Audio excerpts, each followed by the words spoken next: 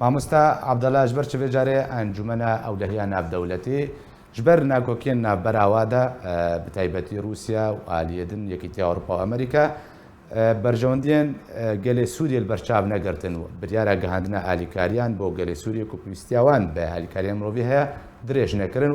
heta weke îro jî em bêjin lev nekirine û îro dema gihandina alîkariyan bi dawî tê pêwîstiyayê bi biryareke nû. مامۆستا عەبدەڵا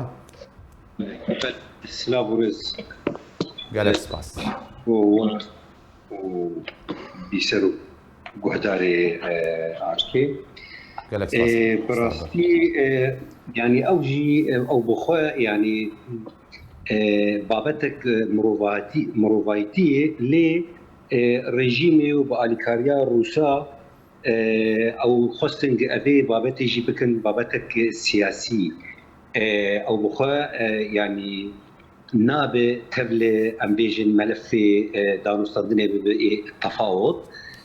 رژیم و روس دخوازن گۆشخوارە بێ استثمار بکەن وەک ئەم بێژن دۆسەیە گرتنێ يعني المعتقلين او جي جرك ند دناف بان مسائل سياسي دبت خوازن كويجي تبلي بكن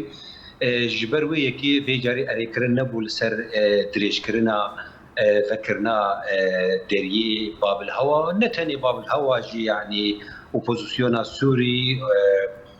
هردم دخوازنگو يعني زيدي دري كي بد ام دخوازنگ همو دري اليكاري سينوري عراق ده يعني وك او دريه قول سر كردستان سوريا فدبه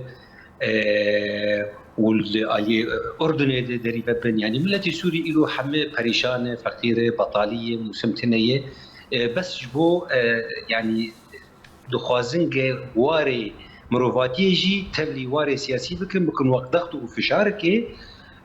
لسر نتوين يكبوي لسر ولاتين يعني امبيجن امريكا فرنسا بريطانيا ايجو بيتر بمسألة سورية دخوازن فشار لسر وهم بكن جبوغو يعني لغوري ريجيمي بي نتيجاوي باشا مامۆستا عەبدەڵا البێدرێ يعني ئیرۆ داوین ڕۆژە بداویتێ ئیرۆ دەمێ گەهاندن يعني پێویستی بە بریارەکە نوە ئەv نەلهەبکردن ئەv ناکۆکی کونها هەنە بریار هینە هەستەستاندن وێ چ باندۆرەکەی لە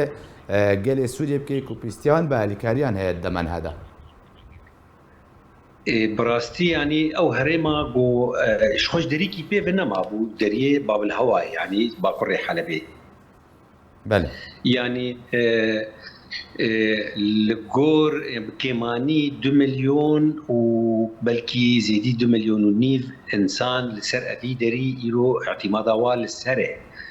خوارن اف درمان هرتشت يعني براستي يعني يرو بيتر راق هندرا ناف دولتي رونيكر لسر بينا قلقا بخلكي وير دقوتن واميبم يعني تشتك تنا لي هيفيك مازن هيك و دولتين خو بربرس دبينن يعني ودولتين يعني قد انجمنا اسايشا ناف دولتي دي بتشهاوي بيجي يعني ايرو دروي دانوستاندن گرم هي لسر ابي بابتي الروس دبي شش مهاتني امي اري بكن لسر ودبي تشن ديجي درباسي ناف بن انه كهرباء واليكاريا ريجيمي ببو او اغو ناف ديت بيجن التعافي المبكر يعني اوجي همو اليكاري ريجيمي براسي اف يعني تشتكي جدربي ياساي ناف دولتين جدربي بيش دو بينجي وشارن از دبيجم يعني دولتين خدي باندور وبتشهاوي بيجي اليكاريا درباسي سوريا بكن واما زيدي دولتك ما رونشتنكر يعني تشيل اسطنبول تشيل بروكسل تواجي يعني يكيتيا اوروبي ام بيجن دولتا امريكا وكي قال لك دولتي دي تكذكرنكو يعني اجر نتوين يكبوي نكاربه واريكرني بدسخ يجي بتشهاوي بيجي امي اليكاريه درباس بكن لي تفي وهاجي هي ما او جو يعني برنجك ياساي برنجك وكبري وتشيتر هي زيدي دريكي فبه يعني هي ما هي او دري فبه باشە مامۆستا پێشفەچوونن ئۆکرانیا ئەم بێژن حتا چرادێکی ڕاستەڕاست باندۆر لە سووریە کرد و تایبەتیە بریارە گەهاندنە ئالیکاریان مرۆڤی. براستی جخوا ئەوژی هەیە و پێزان ئالیکارێ سەرەکە ji rejima Sûrî re jixwe Rûsyayê û ji 2015 ve duniya tev dizanî jî ji septembera 2015 ve eger ne ji Rûsava Rûsa jî gotî û heyî Rûsa jî gotî ji xwe wê rejîm helweşiya. Ev mesela got Rûsya di navbera Rûsya û Okrayna diçêbû yanî em bêjin êrişa Rûsa li ser Okrayna kir قلسایک خستیه هیزا روسی ده روسی دخوازه ری لخوا فره بکه دردوره چه لسوری بو چه در وی سوری به دخوازه هماج قرر بکار بینش بوگو بن لستی خو حکی صص بکه لی از دبیجم اوجی نار سری ایرو یعنی ناتو دولتی قلی که خورد خودی هیز خودی باندور یعنی از دبینم و خلق جی مراقب تبد دبینن یعنی تجارة بلکه ناتو نبوی یک وگو ایرو بوی یک لسر آلیکاریا اوکرانیا